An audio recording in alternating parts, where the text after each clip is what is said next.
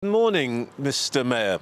Now, you aren't responsible for the Metropolitan Police, but you pointed out yesterday that you took action to change the leadership in Manchester when you thought they weren't doing their job.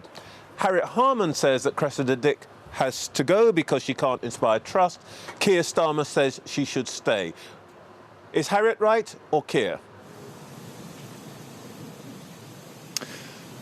So it's very difficult for me to comment on that, Trevor, because as you pointed out, I do have the formal responsibility of assessing the performance of a chief constable and, where necessary, making a change, which I did late last year. So, if I were to pass comment on this situation, obviously it has some wider resonance than me just being, giving an off-the-cuff view. And because I don't have, the inside information, to be honest, I'm not going to pass a sort of knee-jerk view.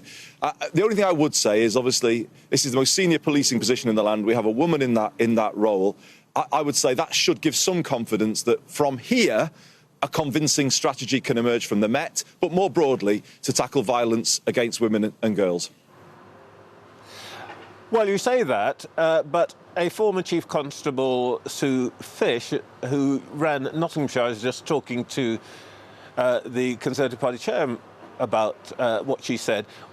One of the other things that she said in an interview yesterday was that when she tried to draw attention to some of these issues, she was denigrated, isolated and marginalised by many senior people, including, and she names her, Cressida Dick. Now, of course you can't make a judgment, but do you think that given what is now being said and the issue of confidence, do you think it is reasonable for Londoners to feel that Cressida Dick is the right person to solve the problems that have occurred on her watch, given your experience in Manchester?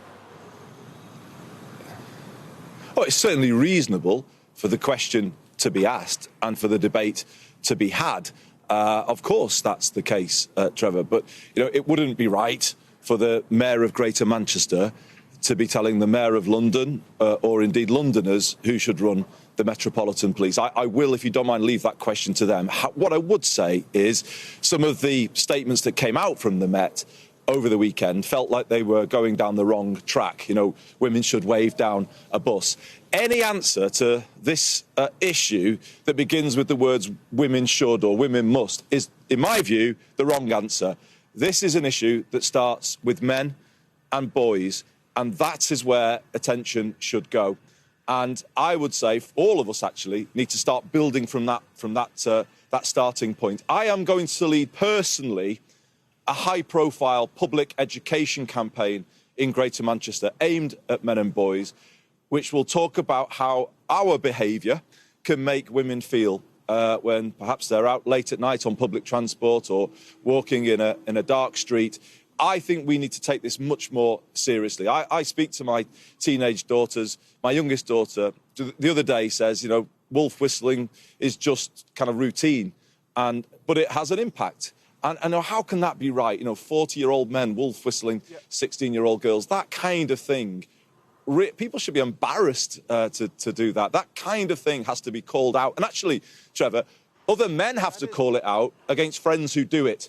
And this is the kind of conversation I think we now need to have about this issue, rather than lurching to knee-jerk solutions that might please a headline in a newspaper, but not actually provide a solution. Indeed, and you've pointed out, this is not just a London or a Met problem. What happened here in Manchester after the Manchester Arena bombing was a real renewed focus on counter-terrorism. Some people have been saying that actually we need that level of focus on the question of violence against women and girls. Would you support the proposal that I think has come forward today, that there should be a prevent programme, diversion, interception, identification of likely offenders? There should be a prevent programme that focuses on violence against women and girls, that is as resourced and as significant as the one that we've used against Islamist terrorism. So I probably wouldn't call it that in terms of a prevent programme or, make the direct correlation with terrorism. But if you're saying there's a need for a national programme where this is taken much more seriously and all police forces in England and Wales are required to make this a high priority, which it would seem the government is currently resisting, then yes, I would absolutely say yes to that. Because I do think this needs sustained effort on every single level at the front door of the police station in terms of how police treat victims, the training for police officers, but that broader public education campaign I was talking about a moment ago. So absolutely to a national resourced programme that kind of takes this whole issue into a completely different space with regard to the focus that it gets. And for me, that is what was coming out after the appalling murder of Sarah Everard. That was the call coming from women and girls right across the country. And it has to be heard, Trevor. I think there's a danger of words, not deeds here.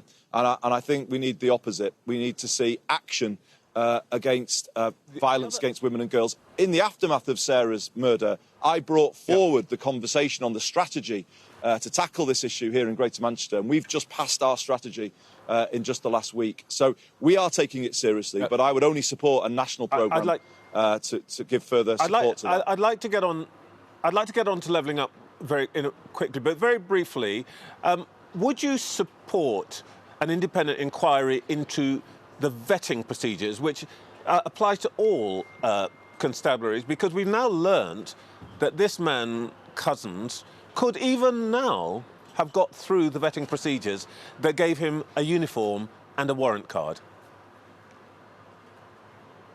Yes, in a word, I would. I think that does need to be looked at.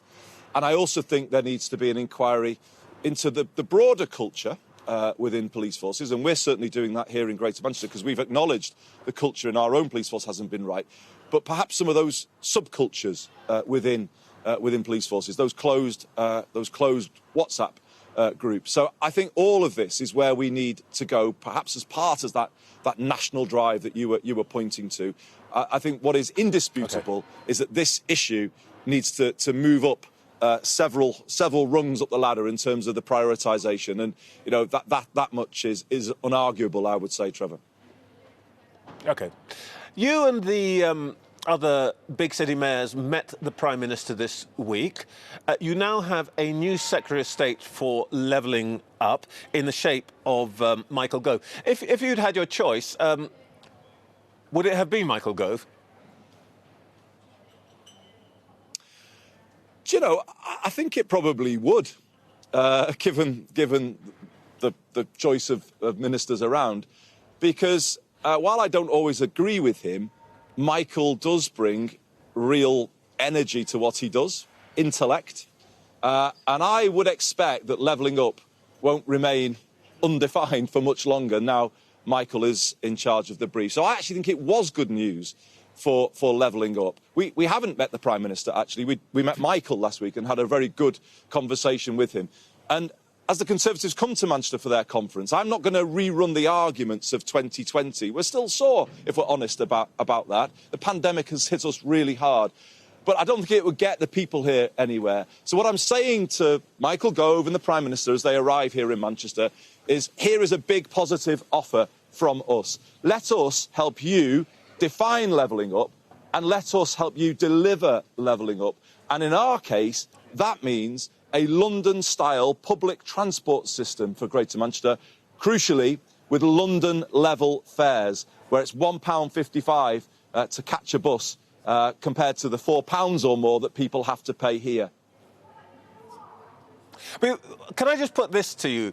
You've made this transport plan the centrepiece of your proposals for levelling up. Can I tell you what I think they're saying in... Well, I know, because they said it to me. In Rochdale and Oldham and Bolton. This is all very well, but this is just Andy's plan to allow us to have to travel into Manchester Central. But actually, none of this is going to help the really depressed parts of Greater Manchester, who are the Rochdales and the Oldhams and to some extent Boltons. You can name them yourselves. That actually this is really a city centre mayor at work rather than a mayor for the whole of Manchester. No, that isn't the case. I can understand why people say that, but Trevor, this system that I'm talking about would be for all 2.8 million residents of Greater Manchester, and it would better to connect them to jobs and opportunities in their own boroughs, but also further afield. And this place I'm talking to now is Salford. It's very hard to get from Rochdale or Oldham to Media City. So it would help connect people to jobs in any part of Greater Manchester. But the critical thing is this. Actually, we're already beginning to see how a strong city centre lifts the towns outside of it. Stockport has a mayoral development corporation where there are plans for 3,500 homes. And I would like to bring one to Middleton in the borough of Rochdale, just between, on the fringes of Manchester. We think this plan will help lift the proud mill towns of Greater Manchester, particularly those across the north. And so it's about town and city rising together. And we think we've got evidence to show that.